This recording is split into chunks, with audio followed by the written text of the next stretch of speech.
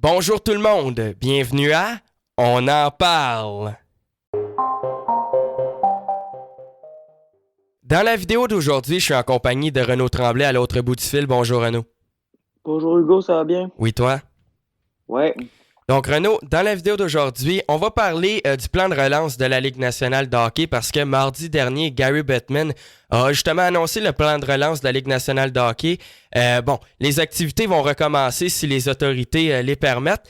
Mais Renaud, on va parler un petit peu là, du fameux tournoi à 24 équipes parce que clairement la priorité dans la Ligue au niveau de la Ligue nationale, c'était de permettre aux équipes qui avaient encore une chance de participer au tournoi printanier Renaud d'être encore en liste pour remporter la Coupe Stanley. Donc le Canadien fait partie des 24 équipes qui vont participer justement à ce fameux tournoi. Une chose est sûre, Renaud, cette formation ne vont pas participer au tournoi, ils ne sont pas en liste pour remporter la Coupe Stanley. On parle ici des Sabres de Buffalo, des Devils du New Jersey, des Ducks d'Anaheim, des Kings de Los Angeles, les Sharks, les Sénateurs et les Red Wings de Détroit aussi. Et Renaud, tu vas nous en parler un petit peu plus tard dans la vidéo, mais ces formations-là, Renaud, gardent les mêmes probabilités au niveau de la loterie.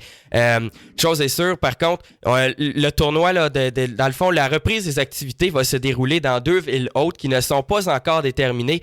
Mais quand même, Gary Bettman a mentionné là, plusieurs villes qui sont encore, qui sont en liste là, pour justement la reprise des activités. Il y a plusieurs villes canadiennes, Renaud, qui font partie justement de cette liste. On parle des Oilers d'Edmonton, Vancouver, Toronto, Chicago aussi, Columbus, Dallas, Las Vegas, Los Angeles, Pittsburgh et Saint-Paul au Minnesota.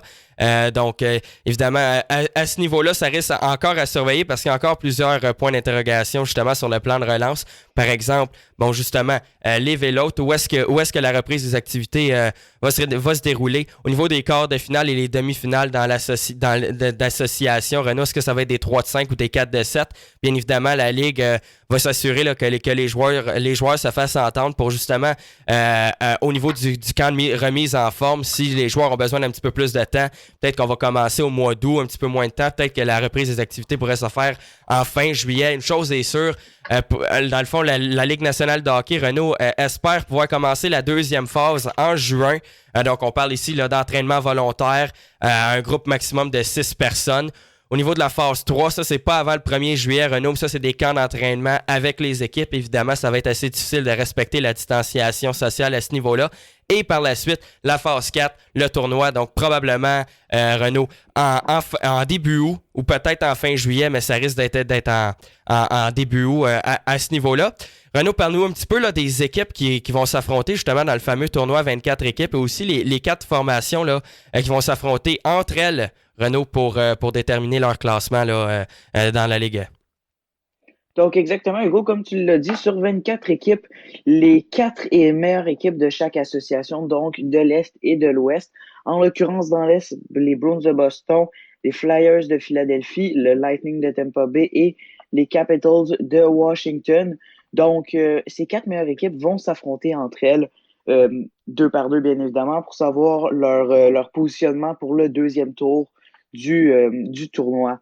Donc, maintenant pour le premier tour qui va être entre les équipes qui, donc pas les 4 meilleures équipes de chaque association. Donc, dans l'Est, on a les Islanders de New York face aux Blue Jackets de Columbus. Ensuite, on a les Canadiens de Montréal face aux Penguins de Pittsburgh, qui, eux, vont prendre au deuxième tour soit les Bruins ou les Flyers par rapport à l'équipe gagnante. Ensuite, on a les Rangers de New York face aux Maple Leafs de Toronto. Et pour terminer, les Panthers de la Floride face aux Hurricanes de la Caroline qui, eux, vont affronter le Lightning ou les Capitals, dépendamment de la victoire. Maintenant, dans l'Ouest, on a les Flames de Calgary face aux Jets de Winnipeg, donc 2 équipes canadiennes, et les Oilers face aux Blackhawks qui, eux, vont affronter en deuxième tour les Blues ou les Stars de Dallas par rapport aux gagnants. Ensuite, on a aussi les Canucks de Vancouver face aux Coyotes de l'Arizona et les Prédateurs de Nashville face aux Wild du Minnesota qui, eux, vont affronter soit les Golden Knights ou l'Avalanche du Colorado au deuxième tour. Oui, Renaud. Et le fameux tournoi là, à 24 équipes, dans le fond, sert à compléter le portrait des 16 équipes en séries éliminatoires. Donc, parle-nous un petit peu, là, Renaud, parce que il y a 8 équipes là, dans ce tournoi, en fait, qui vont être éliminées et qui vont avoir accès à la loterie. Puis, les 8 autres équipes qui vont passer là, dans justement les matchs que tu nous as parlé un petit peu plus tôt, Renaud, vont pouvoir là, par la suite poursuivre en séries éliminatoires via le format là, des fameuses 16 équipes. Donc, parle-nous un petit peu de la loterie et comment ça va se passer à ce niveau-là. Donc, exactement, au niveau de la loterie, ça va être par rapport au pourcentage de points de l'équipe, par rapport au match de saison. Donc, bien évidemment, les Red Wings de Détroit qui sont premiers avec 18,5% de chance. Ensuite, les Sénateurs d'Ottawa avec 13,5%. Les Sharks de San Jose, donc en l'occurrence, le choix des Sénateurs, encore une fois, avec 11,5% des chances. Les Kings de Los Angeles avec 9,5%, les Ducks d'Anaheim avec 8,5%, les Devils du New Jersey avec 7,5% et les Sabres de Buffalo avec 6,5%. Donc maintenant, on a les 7 équipes qui ne sont pas, qui ont aucune chance de remporter la Coupe Stanley. Et maintenant, pour les autres, donc on a les 8 autres équipes qui vont être par rapport à chaque match. Donc, les équipes perdantes des 8 premiers duels vont avoir une chance de remporter la loterie. Donc, comment ça va marcher? C'est que les équipes ont chacun donc les 16 équipes ont chacun leur taux chaque équipe qui ont fait les séries, donc les premiers matchs, ont chacun leur taux de victoire. Donc, par exemple, les Canadiens avec 500, les Blackhawks de Chicago avec 514, donc ainsi de suite. Donc, les équipes perdantes vont se faire classer dans le tableau que je vous ai dit précédemment.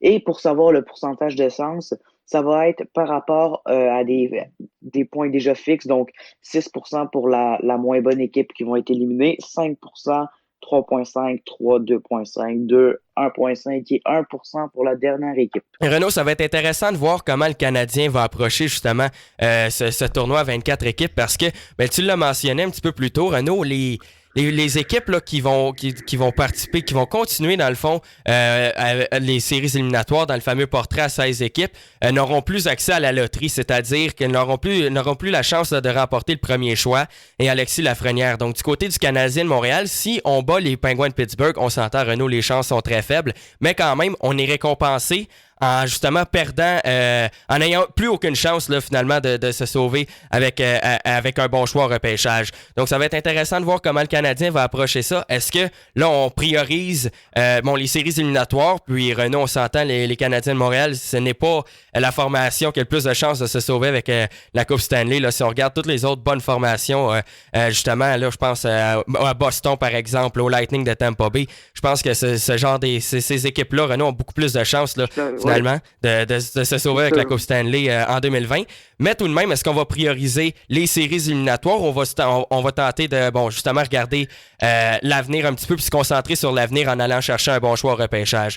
Chose est sûre, Renaud, Marc Bergevin semble plutôt confiant parce qu'il a dit la semaine dernière là, en entrevue, sans mettre de pression à Carey Price, lorsqu'on a un gardien de but là, de telle qualité, tout est possible. Donc lui, Renaud, je pense que son choix est évident. Il veut que son équipe gagne. Moi, personnellement, je pense que j'irais pour les choix au repêchage parce qu'on va pas se mentir, le Canadien a quasiment aucune chance de soit gagner la Coupe Stanley ou soit se rendre plus loin parce qu'on l'a vu cette saison. Ça a été une équipe qui a eu ses bons moments, mais la majorité du temps, c'est plus fait battre par les autres équipes. En plus, c'est l'équipe qui a le moins bon ratio qui est en série. Donc, s'ils perdent au premier tour, ils vont avoir le meilleur pourcentage de chance. Donc, 6,5 qui est quasiment équivalent aux Sabres de Buffalo, qui est la dernière équipe qui est non qualifiée à 6,5. Donc, d'après moi, mon choix serait fait sur la loterie. Oui, Renaud, c'est un point que tu apportes qui est quand même assez intéressant parce que, je l'ai dit un petit peu plus tôt, le Canadien, ce n'est pas la formation la plus compétitive là, dans la Ligue nationale de hockey. On veut pas, Renaud, on n'est pas prétendant au titre cette saison, mais tout de même si on a accès à la loterie, les chances sont quand même assez faibles de se sauver avec le premier choix, qui est un Québécois, Alexis Lafrenière. Donc là, ça va être intéressant de voir parce que bien évidemment, nous à Montréal, on veut que notre équipe Renault se rende le plus loin possible aussi en séries éliminatoires. On accepte moins la défaite que par exemple en Floride. Mais tout de même, je pense que c'est important des fois de peut-être se concentrer sur le futur. Ça va être intéressant de voir. Mais une chose est sûre, peu importe. Je pense que les joueurs Renault s'en vont sur la patinoire pour gagner, pour battre les Penguins de Pittsburgh. Mais ça risque d'être quand même une tâche assez difficile à réaliser. Oui, parce qu'en plus, on l'a vu dans cette saison avec le plan d'action de Marc Bergevin, qui était plutôt de se forcer, mais on savait que le Canadien n'aurait pas de chance d'aller en série. Donc, son plan d'action a été fait pour pouvoir aller chercher des choix au repêchage. On l'a vu avec les Canadiens, qui est une des équipes avec le plus de choix à ce repêchage-ci. Donc, d'après moi, le Canadien devrait suivre l'idée principale de base. Donc, essayer d'avoir un bon premier choix pour pouvoir consolider l'équipe pour les prochaines années et non juste parce qu'ils ont une chance d'aller en série, de tout lâcher pour essayer peut-être de se rendre au deuxième tour. Oui, mais d'un autre côté aussi, Renaud, on veut voir un bon spectacle sur la patinoire. On veut voir les joueurs travailler fort. On veut pas faire exprès de perdre non plus. Donc, je pense que les joueurs vont se présenter, Renaud, au camp d'entraînement, vont se présenter sur la patinoire là, dans le tournoi à 24 équipes face aux Penguins de Pittsburgh avec une bonne attitude, en ayant l'intention de gagner. Évidemment, il arrivera ce qui arrivera, mais on s'entend, Renaud. Je pense que les Penguins de Pittsburgh sont largement favoris là, durant le face-à-face. C'est sûr que les Penguins de Pittsburgh sont largement les favoris avec la meilleure équipe qui n'est pas parmi les équipes qui sont assurées d'aller au deuxième tour. Donc, d'après moi, le Canadien n'a pas grand-chance, comme tu l'as dit, n'est pas pantoute les favoris.